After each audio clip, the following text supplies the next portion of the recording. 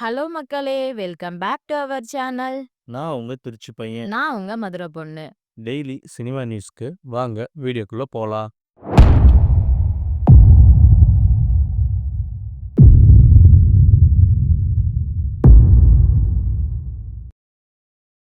கங்குவா தோல்விக்கு பிறகு சூர்யா தன்னோட 45வது படமா ஆர்ஜே பாலாஜி இயக்கத்துல ஏ.ஆர். ரஹ்மான் மியூசிக்ல நடிக்கிறாரு.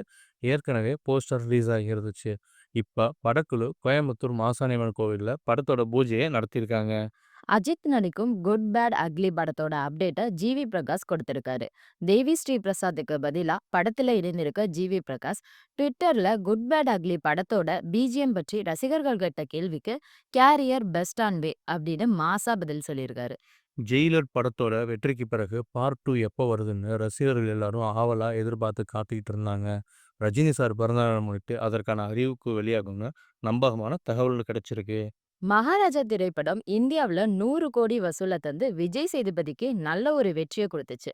இப்ப படம் 5 நாளைக்கு முன்னாடி சீனாவிலையும் ரிலீஸ் ஆயிருக்கு. 5 நாள்லயே 4.15 கோடி வசூல் செஞ்சிருக்கு. தியேட்டர்ல வசூல் செய்யாத கங்குவா படத்தை பிரைம் ஓடிடி 100 கோடிக்கு வாங்கியுள்ளதா தகவல் வெளியாயிருக்குங்க. அமரன் திரைப்படம் சிவகார்த்திகேயன் கெரியருக்கு மிக பெரிய வரமா அமைஞ்சிருந்துச்சு. ரிலீஸ் ஆன 28 நாள்லயே 321 கோடி வசூல் செஞ்சிருக்கு. சமீப காலமா திரை நட்சத்திரங்கள் விவாகரத்து செய்தி அதிகம் வருதுங்க. தனுஷ் ஐஸ்வர்யாவுக்கு விவாகரத்து வழங்கி குடும்ப நல நீதிமன்றம் தீர்ப்பளிச்சிருக்காங்க. ஜெயம் ரவி ஆர்த்தி வழக்குல 2 பேரையும் கவுன்சிலிங்க்கு அனுப்பி வச்சிருக்காங்க.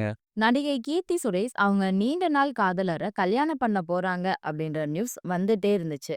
இப்போ அவங்க ட்விட்டர்ல தன்னோட லவரோட போட்டோ போட்டு அதை கன்ஃபார்ம் பண்ணிருக்காங்க.